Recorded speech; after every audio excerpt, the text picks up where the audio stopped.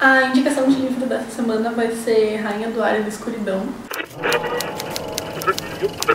É a conclusão da trilogia dos Artifícios das Trevas, a última trilogia lançada pela Cassandra Clare. Ele é um livro de YA, tem bastante magia envolvida, porque é uma fantasia que envolve Nephilims e lobisomens e vampiros e etc.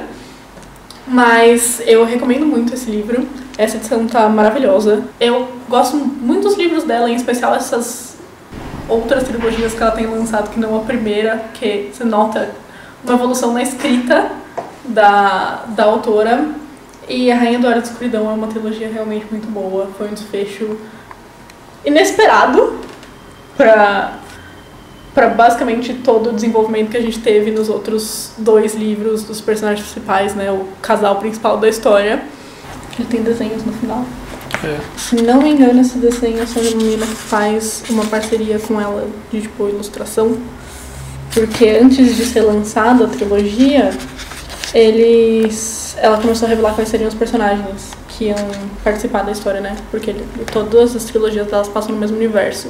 E são personagens que são meio que related, então eles aparecem em uma e outra e tudo mais. E ela tem uma ilustradora que faz desenho que na revelação dos personagens daqui, todos eles foram revelados em cartas de tarô. Então ela fez a ilustração de todos eles para as cartas e tudo mais, é bem legal. Então acredito que esses desenhos no final sejam dela. Então, essa é a recomendação dessa semana. Bom, a primeira nota que eu peguei hoje é uma da Folha de São Paulo, também de 2004, dia 24 de julho de 2004, e ela fala sobre a pirataria editorial. A coluna Entre Linhas chamou atenção para esse último informe do tamanho da pirataria editorial na América Latina. Aí a pesquisa diz assim, ó, a cada ano se reproduz 500 bilhões de páginas sem pagamento de seus direitos, e é uma perda que equivale a 500 milhões de dólares. A afirmação veio da presidente do Comitê Latino-América e ao Caribe, a Madalena Vinetti, que na época fez a pesquisa. Eu procurei para saber se tinha algum dado mais atual para poder fazer uma comparação, mas eu não achei. Mas eu vi que no geral, contando todas as categorias, não só o editorial, o Brasil perde cerca de 193 bilhões de reais por ano por conta da pirataria. A segunda nota que eu peguei hoje é uma nota própria do Publish News, do dia 25 de agosto de 2004. E o título é Record adquire a editora Bestseller. A compra da editora Bestseller pelo grupo editorial Record foi formalizada no dia 20 de agosto de 2004. E a editora paulista deixou então de ser um selo da Nova Cultural para fazer parte do grupo Record. E tem mais. A partir de 2004, a Bestseller passou a fazer parte da Record junto com outros selos, como a José Olímpio, a Abertura Brasil e Nova Era. A Bestseller foi fundada em 1986 e tinha tradição, de publicar livros de autoajuda. Ao longo desses anos, a nota própria do Publish News disse, ao longo desses anos, a editora já lançou mais de 1000 títulos e cerca de 6 milhões de exemplares vendidos. Isso em 2004. Ainda em 2004, peguei uma nota falando que a editora da Unicamp estava realizando a sua terceira festa do livro. Esse ano ela já está na sua 30ª edição. É que a feira é realizada 2 vezes por ano. E lá em 2004, a feira ia ter 2 dias de duração, permitindo mais tranquilidade aos visitantes. E desde aquela época é um estímulo para fazer as pessoas, não só estudantes e professores, a comprarem livros. E hoje em dia é uma coisa que tá aí, né? Feira da USP, da Unesp, todo mundo vai e gosta de curtir. Olá, Publish News entrevista um fantasma. Uma escritora fantasma. Uma pessoa que, pelo menos por enquanto, não vai revelar quem é de verdade. Primeiro, como é ser uma escritora fantasma? É um trabalho como outro, é um trabalho que você é muito bem remunerado e que ao mesmo tempo você pode criar muita coisa bacana, te satisfazer profissionalmente, mas você tem que ter o ego resolvido, porque senão você vai se martirizar o tempo todo quando um livro que você fez vai para uma segunda, terceira edição. Tem gente que não se conforma que eu faço essas coisas e meu nome não aparece. Mas não é para aparecer mesmo. Foi esse o acordo. Eu fiz, entreguei o trabalho, um belo de um trabalho, feliz por ter feito aquilo, e aquilo não me pertence mais, não é a minha vida. Não é o meu conteúdo, é o de quem me contratou. O que é o ghostwriter? Como é que começou? Existe uma história? O ghostwriter sempre existiu. Sempre.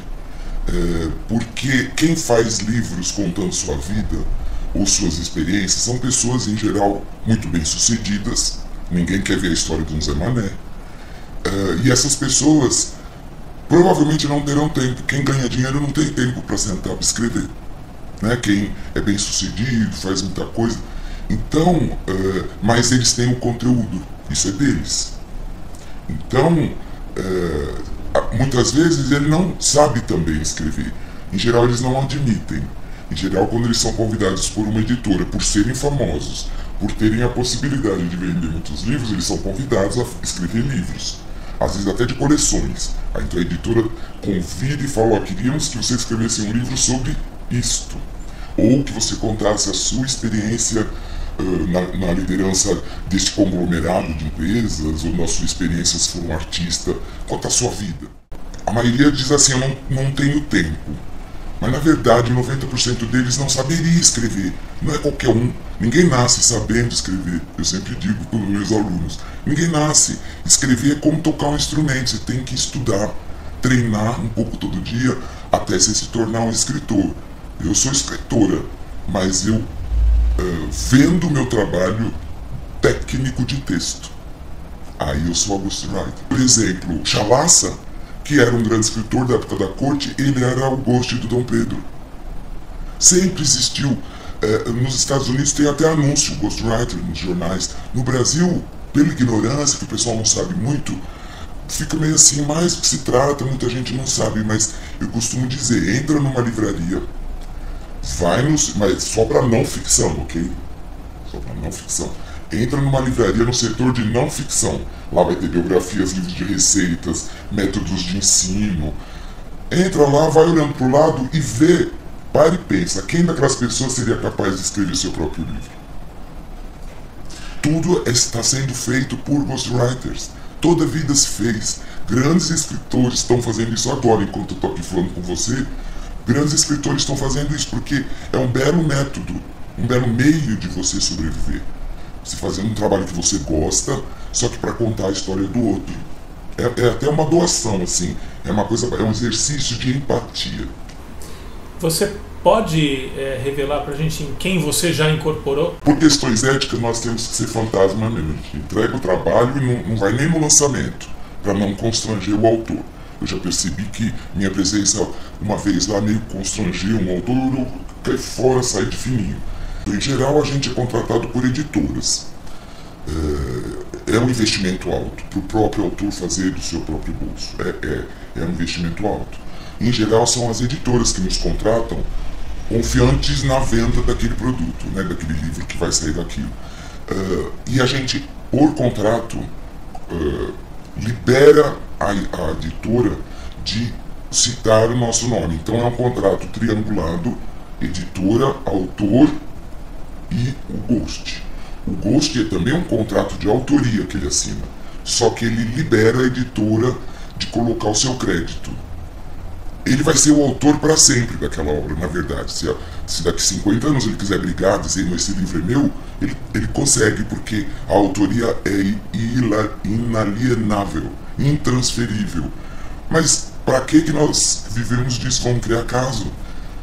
Se for uma coisa que eu concordei, eu assinei um papel, eu concordei com isso, e eu vivo muito bem fazendo isso, para que eu vou criar caso? Então é só para quem tem o ego muito bem resolvido. Isso daí eu volto a repetir. Eu venho do jornalismo.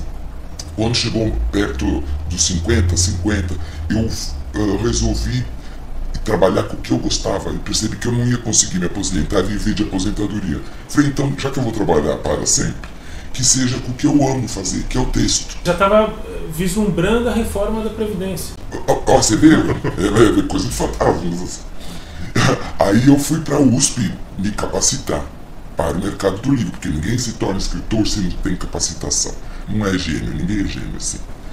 Então eu fui lá me capacitar para trabalhar no mercado editorial até que eu desenvolvesse minha própria voz literária. E estava eu lá estudando lá, quase encaminhando já para o meu mestrado.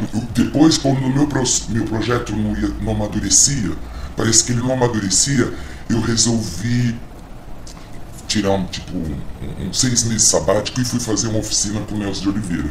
Ele é criador de fantasmas, ele cria autores e fantasmas também.